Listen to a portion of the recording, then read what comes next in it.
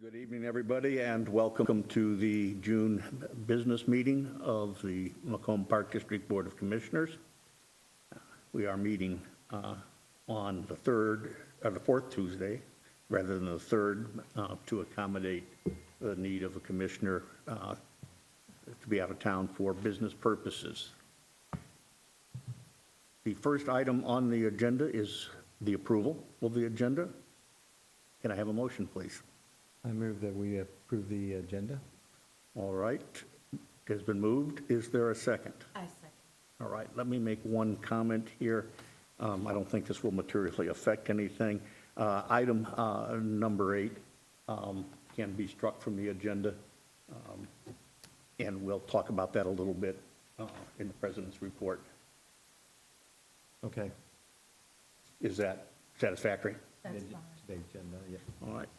Then, all in favor? Aye. Aye. Aye. Opposed? And the agenda stands approved. Consideration of and action on the minutes from the June business meeting. Are there any comments, suggestions, errors? I had none. I move that those the minutes are approved. Is there a second? I second. Has been moved and seconded to approve the minutes as published. All in favor, please? Aye. Aye. Aye. The minutes stand approved as published. Bills and transfers, monthly financial statements. Commissioner Ham, please.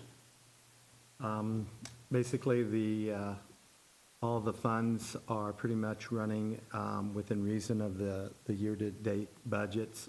Some of them are even ahead and better than what has been figured.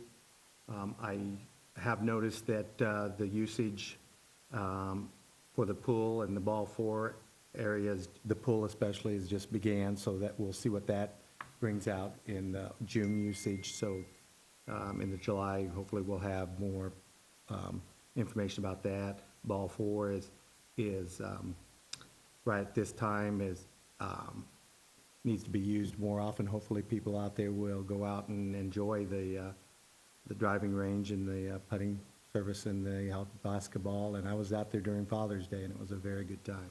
In fact, you had a tournament out there that was enjoyable. So please go out there and enjoy that. Basically, the year-to-date, we haven't had as much revenue generated in that area, but hopefully good days are coming. Special rec, everything looks good with that. Overall, we're a little over $10,000 better than expected in that area. The payroll, again, we're doing well, keeping under budget for that. We're a little over $28,900, and better than what we expected in the budget for the payroll. Big news for June is that we did actually receive 44% property tax distribution check, so that's going to help out with paying of the bills, and that was received on June 22nd, actually. So, did anybody have any more questions? I mean, it seemed like everything's pretty much running toward the budget. Questions? Then would you care to make a motion? I would like to move that the bills and transfers be approved. Is there a second? I'll second that. It has been moved and seconded that the bills and transfers and monthly financial statements be approved as published. A roll call vote, please. Commissioner Hemingway, Aye. Commissioner Pettigrew, Aye. Commissioner Ham. Aye. And the bills and transfers and monthly financial statements stand approved as published. We have no one signed up for an open presentation. This leads to the president's report. We'll start with what was item 8. Director Lenz and I have had conversations with potential candidates for the vacancies. We have had some interest expressed, but at this particular point, we still have to close the deal. And at least one of the individuals that we've been talking to has been out of town, so We were kind of hoping maybe we would be in a position to take care of something this evening, but no such luck. All commissioners are invited, of course, to submit nominations or to encourage people to apply. And at this point, what our procedure basically is that if we come up with somebody who is genuinely interested and committed to working on the board, we will hold either a special meeting to interview the person, or we will have a closed session as part of a regularly scheduled meeting, and resumes and a letter of application, et cetera. But obviously, this is something we need to get done. I know, Russ, you were asking about it earlier today, and this is where we are with it. I've talked to several people on other boards around town, and it's becoming increasingly difficult to fill seats. And it's also particularly difficult during the summer when people tend to be a little more mobile and more maybe outdoorsy oriented with this, but we are not letting it go.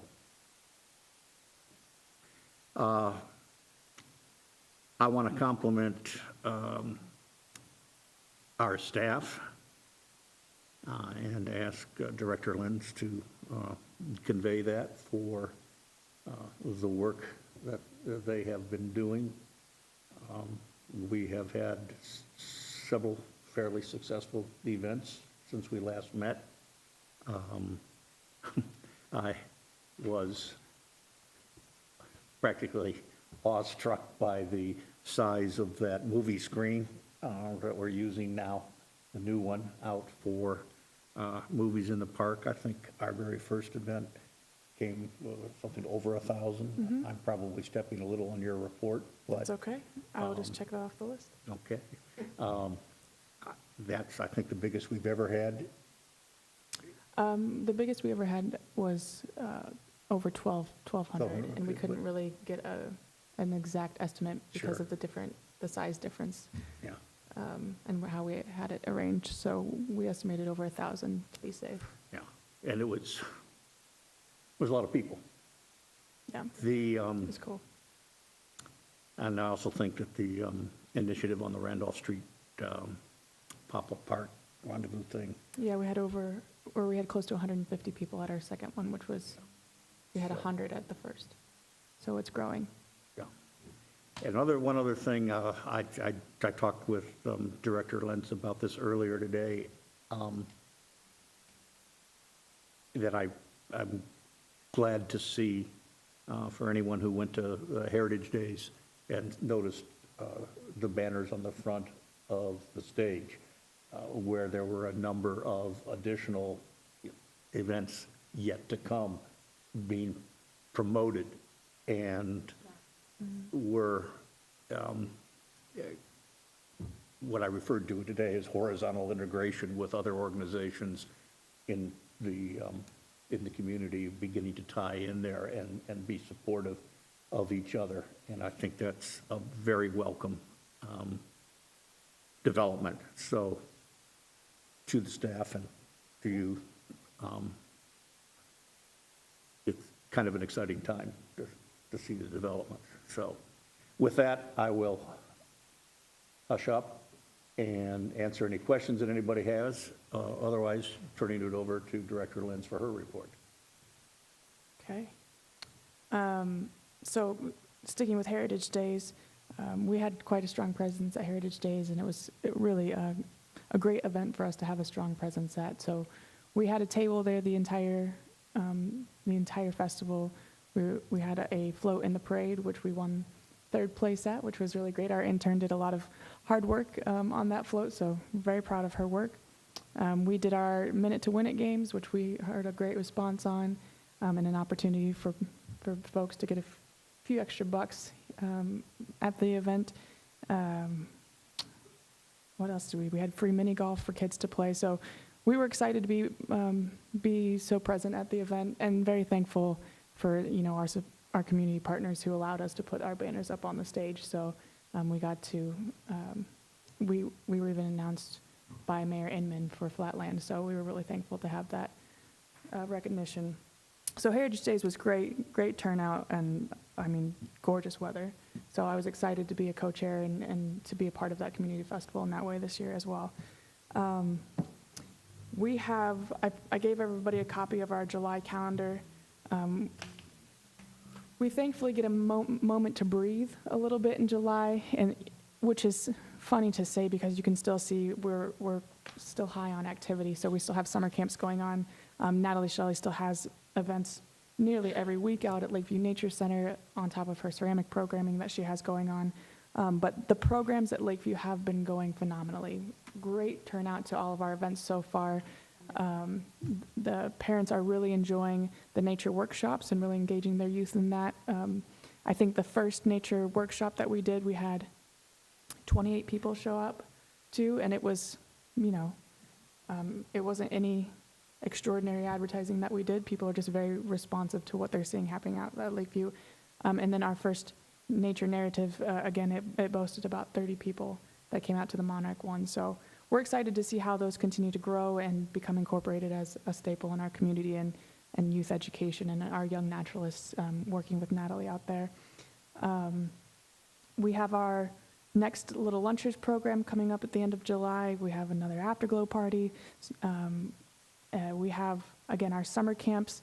We've been very lucky to have support of Mindy Pfeiffer, who is a longtime friend of the Park District, but she's been working with us and allowing us to use the high ropes course for the kiddos out at our day camp. And also this week they'll be going and doing the climbing wall for the Australia theme. So we're very thankful to Hornfield campus and them allowing us to utilize that space and getting that experience for our day camp kids, which we have 15 kids in our day camp this week, which is the highest number I think we've seen in a really long time. So good leadership happening out at that camp. We're really excited for that. We are also, I think I mentioned before, we have been discussing partnership with Macomb Beautiful. Well, we had a meeting with them a couple weeks ago, and they are going to help us do a 3-year beautification plan. So we're going to start with our signage and make all of our signage have the same plants and design around it to bring some simile throughout our parks, so it makes it even more recognizable. And again, they're going to help us get rid of some of the flower beds that have just turned into weed gardens. So they're really going to help us make our parks a more enjoyable experience for everyone. So excited for that collaboration. You may notice that we have been doing a lot of social media campaigns. We're very, very lucky this season to have Whitney Kristoff. She is a graphic design intern who just happened to email us and say she wanted to work for a Park District and do us some service. So we have really been abusing that service in the best way possible. And her designs have been ingenious. So we're very thankful for that. But we've been doing a lot of Facebook Lives with Megan Pierce and Natalie Shelley, and Whitney has been doing all of our Instagram, all of our Snapchat. She's been coming up with a lot of our banners that we use on Facebook. She comes up with designs in about 30 minutes of me putting in the request, so she's really, really a wonderful asset to the team. And that leads me into what we're going to be starting in July, where this entire discussion started, because we have a few minutes of free time, I suppose you could say, with our lack of events. But July is National Park and Recreation Month, and NRPA, our National Rec and Park Association, they're doing a Get Your Play On campaign, where they talk about what makes a park district important to the community, what kind of economic impact it has, how it improves mental health and wellness. And so we're gonna get on board with that, and we're working with Whitney to do a campaign, #PlayOnJuly. So I gave you guys a couple of informational sheets, but get your play on, and then the second one is just an informational sheet that they give us with facts and figures about why parks are important. In conjunction with that, IPRA, which is our Illinois Park and Rec Association, they're doing an Unplug Illinois campaign. So we're doing our own version of that called Unplug Macomb. And so we're going to be celebrating our amazing community partners like the Macomb Library, like Downtown Development, the Macomb Area Convention and Visitor Bureau, the Chamber, anybody who has an event going on in the month of July where people can go out and unplug and get away from their TVs or just spend time with family. We're going to be celebrating our parks, but we're going to try and celebrate our community partners and encourage people to go out, take pictures at these events and hashtag Unplug Macomb. And we're going to be doing raffle prizes for people who share those memories with us. And we're also encouraging the staff to unplug, and we'll be taking pictures and reporting to the public how the Macomb Park District staff are unplugging as well and taking time to enjoy the parks. So we're really excited about that campaign, and we hope the public gets on board for that. Prizes are going to be anything from free day at the pool to free mini golf to potentially even a cash prize at the very end for the big winner. So that'll be a lot of fun, and we're excited to put that on for the community. And then last but not least, Russ, you asked me last month to come up with an estimate for what it would take to get lighting out at the boys' field. So I've been working with McClure, and Rick out at McClure gave us what you all have in front of you as the cost estimate for putting up lights in all 4 fields, and it is just under $500,000. So for the public who is wondering why we have not put in lights quite yet, we are still baking the pies that it's going to take to raise that money. And you might smile when I say that, but our good president, John Hemingway, did an estimate as to how many pies it would take for us to get that amount of money, or cookies. So we're thinking a bake sale might not be the best idea, but we're going to look into other options, grant opportunities, as well as maybe another fundraiser of sorts. So, and Pat, if you'd like to see these cookie estimates, I'll pass that along to you at the end. For the people out there, using some rough estimates of the year-round population and the year-round household units in Macomb, it turns out that, and we did a split between the amount of revenue we want to raise through pies and that through cookies. And it turns out that if everybody would eat basically 1 1/3, every household would eat 1 1/3 pie each week for a year, and if everybody in the year-round population would eat about 4.5 cookies a week, we could actually raise the money based on this. But we think that there's probably going to be some barriers there. So, yeah. Bake sale doesn't seem to be the way. But we do invite those who are engaged in assisting us in getting those fields lit. I mean, we welcome the opportunity for people to come talk to me, come to the office, share your ideas, and put your foot to the pavement and help us get this funds, because we want to light those fields. We're not just sitting here waiting for everybody to forget they're not lit. So, we want to be actively seeking out grants or opportunities. So if anybody out there would like to join the cause and help us get the boys' fields lit, we would welcome that. Thanks, Rachel, for coming up with those figures. I know that the boys' diamonds for years, Everly is the only one that's been lit. Right. But the 12 and under age groups of boys have had the 2 diamonds at Panton for, well, at least through 1980, I believe, is when those started, if I remember right. They've been out there all those years. And having lights would be really allow some possible extended games and tournaments, especially during the weekend for the boys. I know the girls had a tournament that was very successful, and so we'll just keep working on that. Absolutely. And just for those who are wondering, even if you don't have a kid in the Little League, the economic impact that comes from having these weekend-long tournaments that Russ is talking about is exponential. So it would just be nothing but good for our community to have these lit fields and to have these tournaments, put some people in the hotels here. So, yeah. But questions? Great. Thank you. Thank you, Director Lenz. Just for clarification's point, Director Lenz had mentioned about $500,000. In the material that was prepared by McClure Engineering, there are actually two prices. One is for HID lighting, which is traditional lighting, and the estimate on that is $465,000. LED lighting, which is the coming thing, it has significant utility and a lifespan advantages over traditional lighting. Costs $570,000, so we are not dealing with trivial amounts of money here at a time when there's a certain amount of uncertainty in the community, economic uncertainty. So I know that Director Lenz has been working on this, and I appreciate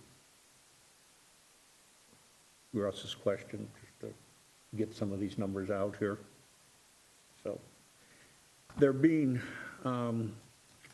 no questions, and we have no committee reports, we will, and item number 8 having been removed from the agenda, we'll move to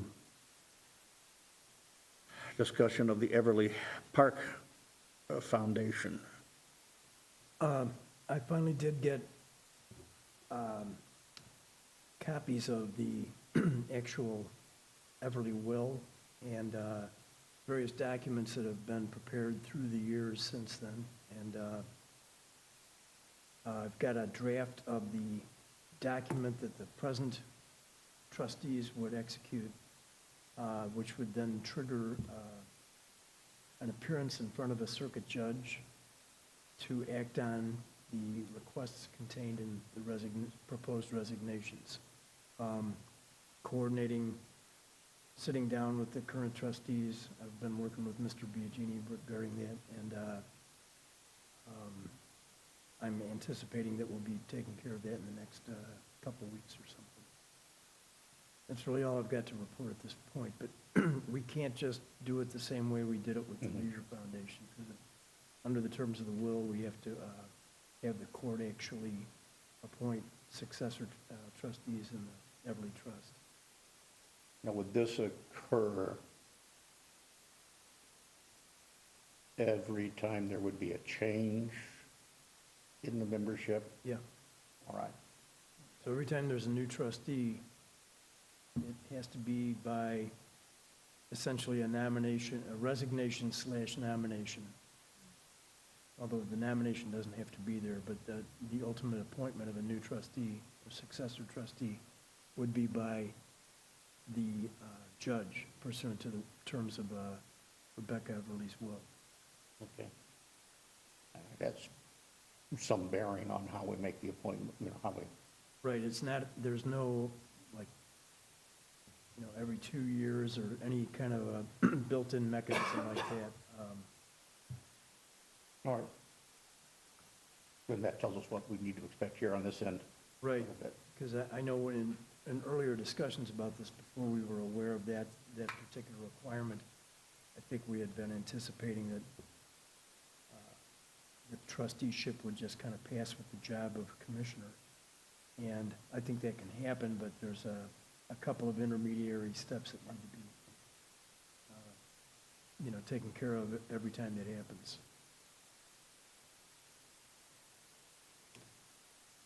Well, to me, the bottom line on this is that we're moving forward. Yeah, it's happening. Yeah. And I think that's an exciting prospect. And, I brought all this stuff with me, but it's wherever I put it. The format of the resignation and nomination, and then the pleading that would have to be filed in court, it's all in rough draft form at this point. Well, then we will look forward to you keeping us informed. I will. Thank you, Joe. Appreciate it. I think together with the foundation, assuming this responsibility is another big step forward for the Park District. You know, in some of the material I do have, in, I think, 1968, this exact same idea was being floated, and it looked like it just kind of like went, trailed off into nothing. It didn't ever happen, where Park District commissioners were, you know, going to be the trustees, even to the extent that an advisory opinion from the Illinois Attorney General was sought and obtained, which basically said, you know, it's necessary to follow the terms of the will. So that's what we're working on. Then that's what we'll do. Yeah. And again, I think it's an exciting prospect and a way for the Park District to serve the community by making sure that a very nice property continues to serve the function that the trust was set up for. Right. The current lease ends in about 7 years, I think. And, you know, it's been successively under like a 20, I think they've all been 20-year leases. And the action in the 60s was started with the idea that we would have a 99-year lease, and the opinion at that point would still be that that's too much abdication of control by the Everly trustees. So that, you know, we continued on with the 20-year leases, which, even though we're the same persons, would be commissioners and trustees, there would still need to be this continuation of leasing. Right. But presumably by making the shift that we're discussing now, the lease issue is resolved.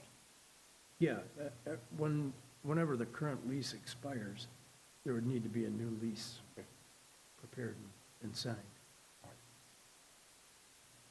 Well, That's a few years off, though. Got plenty of time. the thought was occurring to me. Are there any questions for Joe? Thank you again, Joe. Appreciate it. That brings us to item 10, which is open commissioner presentation discussion of future agenda items. I would like to suggest that it would be valuable, and not only for commissioners, but for the community to follow some of the events in Springfield. This is particularly related to the discussion of property tax freezes and the terms thereof. The Illinois Association of Park Districts just recently sent out what they refer to as a legislative update. The IAPD is very good at tracking legislation. And I think that Chris Frankhauser got that out on the list, because he usually relays those. If you don't have it, let me know and we'll make sure you get it. We don't know how any of this is going to come out, and I'm not involved in any kind of partisan discussion here because we don't do that. It's just that the prospective framework for any property tax freeze will almost certainly have implications for future funding and possibly other kinds of consequences. So I think we need just to be kind of alert to it.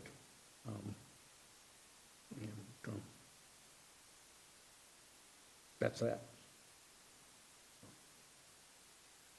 Are there any other comments that anybody wishes to make?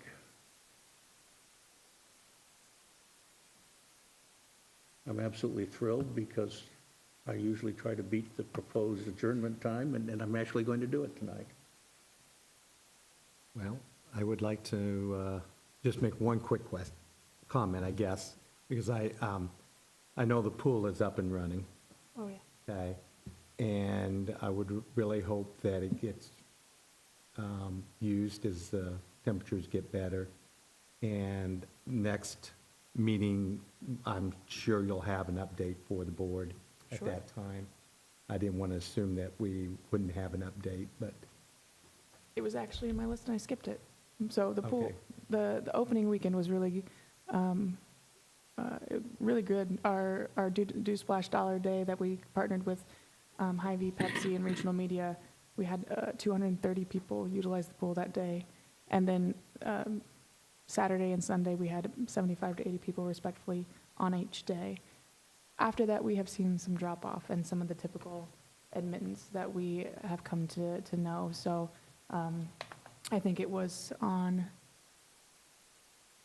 it was Sunday. Sunday, we had about 10 swimmers until about 3:30, and then they left, and we didn't have any swimmers the rest of the day. But because it's a service, we didn't close the Right. pool. and then Father's Day, I was out at Ball 4 that day, but Right. I didn't make it to the pool yet, so. Yeah, and I didn't see numbers for that day, but I have looked down at the pool a couple of times, during the work week, and it's not quite the numbers that we were hoping for. So it's a good point to be made. Shout out to those who really would like to see this community pool stay open. We do need attendance for that to continue to happen. Are you using any of the social media to encourage? Yeah, our Facebook banner right now is all the hours and the pricing and things, and we've been putting it out on Instagram, and it gets talked about. And we're going to be doing another Do Splash Dollar Day in July. We just have to meet with our partners and figure out a date. So we're trying to encourage people to get out there. We're going to do special events to try and make it exciting. Every Sunday is Sunday Fun Day, so it's buy one entry, get one free. So there's still deals happening every week, and hopefully reasons for people to attend. But yeah. And with that, I would like to move that the meeting be closed, Adjourned.